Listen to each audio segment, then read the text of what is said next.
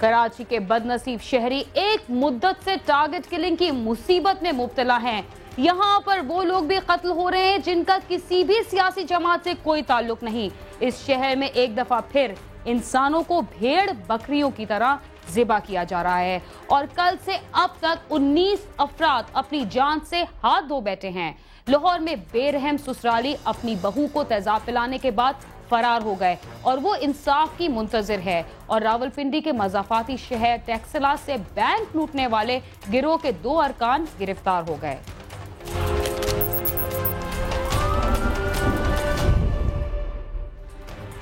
कराची में एक बार फिर कत्ल और गारतगरी का सिलसिला शुरू हो गया है। गुज़िश्ता रोज से लेकर अब तक यहाँ पर 19 अफराद की जिंदगियों के चिराग गुल हो चुके हैं। सिर्फ औरंगी टाउन में 10 अफराद जाँ बहक हुए, जबकि उर्दू यूनिवर्सिटी में 2 ग्रुपों के दरमियान तसादुम के दौरान फायरिंग से पुलिस एहलकार समेत 4 अफराद जख्मी हो गए।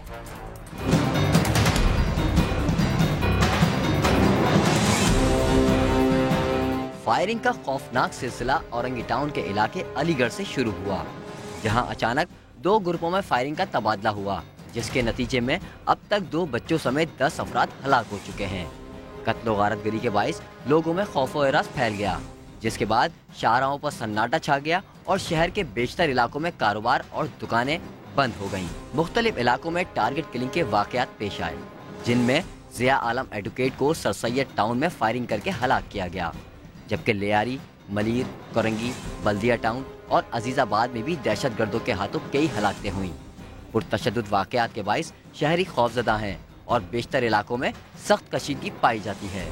औरंगी टाउन, अलीगढ़, कस्बा कॉलोनी, बिहार कॉलोनी, बलोच मोहल्ला, शहजाद मोड़, इकबाल बाजार, कटी पहाड़ी और बनारस में रेंजर्स का गश्त जारी है। इलाके में अब भी कशीदगी है और लोग घरों में महसूर होकर रह गए हैं।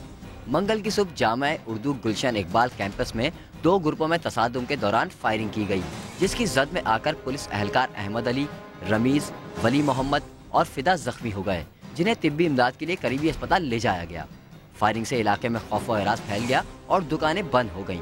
तलबा तंजीमों में फायरिंग के नतीजे में नीपा चौरंगी से हसन स्क्वायर तक ट्रैफिक 1 घंटे के लिए बंद हो गया, जबकि इस वाक़े में जख्मी होने वाले 2 नौजवानों को निजी अस्पताल ले जाया गया, जहां मुश्तइल अफराद ने तोड़फोड़ और फायरिंग की, जिससे पूरे अस्पताल में खौफ और हरास फैल गया और मरीज कमरों में महसूर हो गए, जबकि अस्पताल के मुतादिद वार्ड को बंद कर दिया गया। वाक़े की इत्तला मिलते ही पुलिस और रेंजर्स ने अस्पताल को घेरे में ले लिया।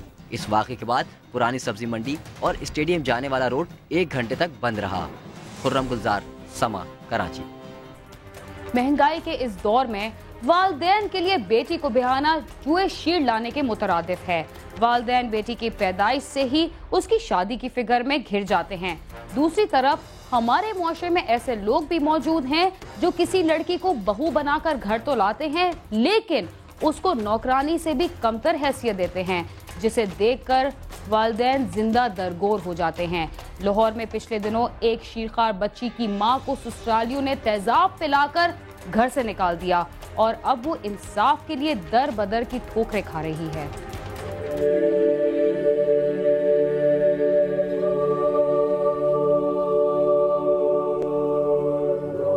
1.5 साल कबल ब्याही जाने वाली इरम को क्या मालूम था कि जिस घर में उसे जाना है वहाँ उसके साथ इंसानियत सोच सलूक किया जाएगा।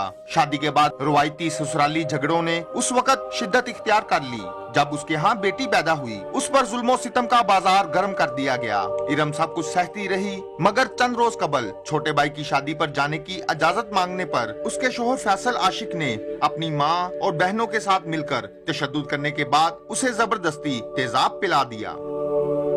इससे पहले भी मेरे साथ बहुत ज्यादतियाँ करते थे, बहुत मार कुटाई करना, बहुत ज्यादतियाँ करते थे। मैंने बस अपना घर बसाने की कोशिश की। मेरे अब्बू कहते थे बेटा अपना घर बसाना है।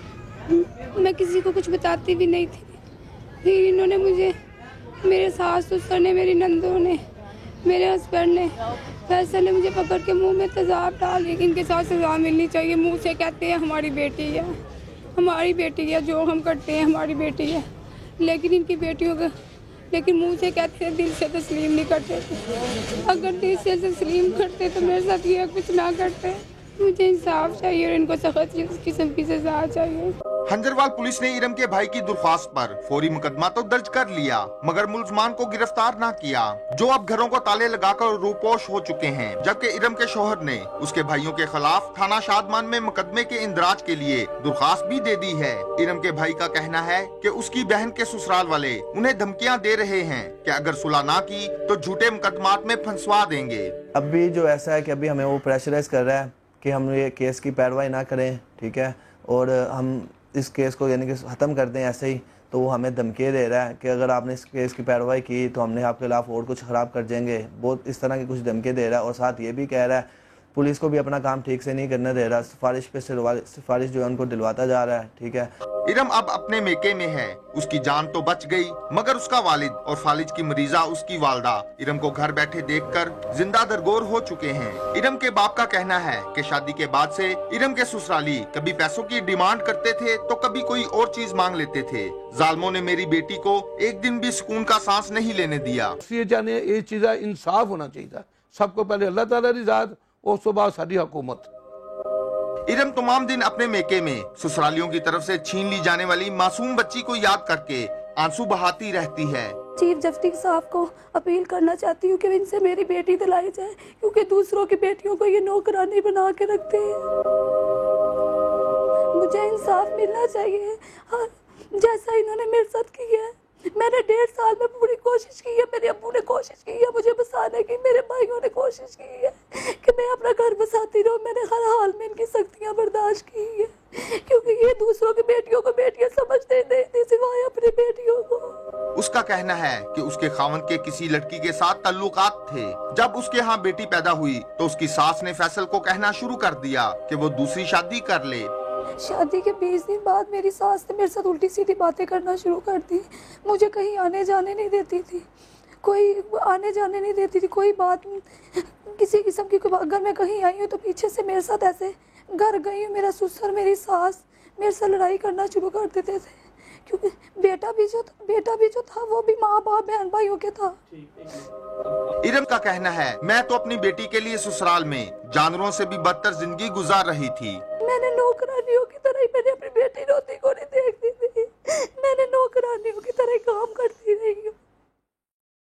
फिर जब ये मेरे भाई कैसे मदीने पे नहीं इन्होंने आने दिया, मैं उठ के अपने कमरे में आ गई। नमाज मैंने पढ़ी है, अपनी बेटी को अपने गोद में सुला रही थी। मेरी बेटी को मुझसे खींच के पहले फैसल ने स्टार्ट किया, मुझे मारना शुरू किया, इतना मारा कि मुझे होश ही नहीं रही।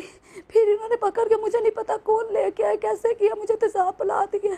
मेरे मुंह के सारे ये निशान है, निशान खत्म हो गया, बाकी के इधर गर्दन पे था, सारा था निशान, और मेरी हड्डियों में अभी तक इतनी दर्द होती है। मैं चाहती हूँ मेरी बेटी मुझे मेरी बेटी इन्होंने जुदा कर दी है।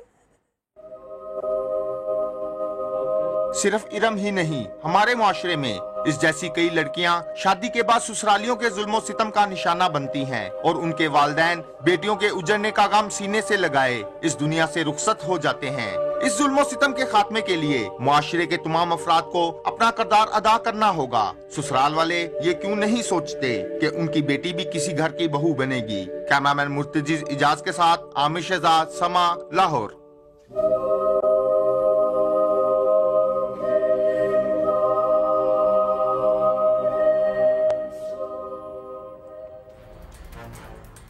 इस्लामाबाद में एक गैर मुल्की खबरसां इदारे के लिए काम करने वाले सहाफ़ी को तशद्दुद के बाद इंतहाई बेदर्दी से कत्ल कर दिया गया। पाकिस्तान में सन 2010 और 11 के दौरान 12 सहाफ़ी हलाक हो चुके हैं।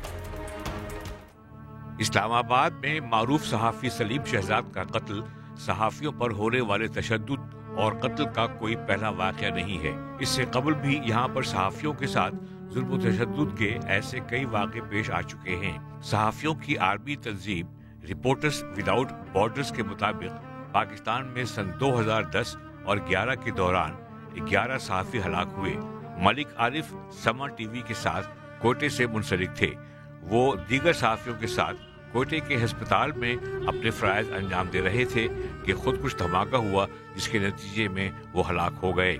इस वाक़े में 5 दीगर सहाफ़ी जख्मी भी हुए थे। अजमत अली बंगश भी समा टीवी के साथ सूबे खैबर पख्तूनख्वा के दारुल हुकूमत पेशावर में मुंसलिक थे। 17 अप्रैल 2010 को वो पेशावर से तकरीबन 65 किलोमीटर दूर कोहाट के इलाके कच्चा पुख्ता में होने वाले 2 खुदकुश हमलों में अपने फराइज अंजाम देते हुए जाँ बाक हो गए थे। सूबे बलूचिस्तान के दारुल हुकूमत क्वेटे में मोहम्मद सरवर निजी टीवी चैनल के ड्राइवर थे। क्वेटे में 3 सितंबर 2010 को फलस्तीन के हक में मुजाहरा हो रहा था। इस दौरान एक धमाका हुआ। इस धमाके के बाद फायरिंग भी शुरू हो गई, जिसके नतीजे में मोहम्मद सरवर हलाक हो गए। एजाज रईसानी भी सूबे बलूचिस्तान के दारुल हुकूमत क्वेटे में वो 3 सितंबर को धमाके और फायरिंग के वाक़े में जख्मी हुए थे। वली खां बाबर कराची में एक निजी टीवी चैनल के साथ मुंसलिक थे। वो कराची के पुरतशद्दुद इलाके पहलवान गोठ में 13 जनवरी 2011 को पुलिस ऑपरेशन की कवरेज करके वापस दफ्तर जा रहे थे कि नामालूम अफराद ने उन पर फायरिंग कर दी। उनको 5 गोलियां लगी थीं। नसरुल्लाह आफरीदी का ताल्लुक खैबर एजेंसी की तहसील बाड़ा से था। उन्होंने सन 2001 में अपनी सहाफती जिंदगी का आगाज किया। वो पेशावर के एक मारूफ उर्दू अखबार से वाबस्ता थे। इसके अलावा सरकारी टेलीविजन के लिए भी काम करते थे। बाड़ा सब डिवीजन प्रेस क्लब के सदर भी थे। वो 10 मई 2011 को पेशावर में होने वाले बम धमाके में हलाक हुए। सलीम शहजाद हांगकांग के एशिया ऑनलाइन के पाकिस्तान में ब्यूरो चीफ थे। उनको 29 मई को इस्लामाबाद से नामालूम अफराद ने अगवा किया। उनकी लाश 31 मई 2011 को सूबे पंजाब के शहर मंडी बहाउद्दीन से मिली। पोस्टमार्टम रिपोर्ट के मुताबिक उनके जिस्म पर 15 जख्मों के निशानात थे और उनकी मौत दिल के करीब जर्ब लगने से हुई। आपने देखा कि पाकिस्तान में सन 2010 और 11 के दौरान 12 सहाफ़ी हलाक हुए। इसके साथ ही चलते हैं थोड़ी देर के लिए जराइम की दुनिया से दूर और लेते हैं एक वक्फा। आप समा के साथ रहिए।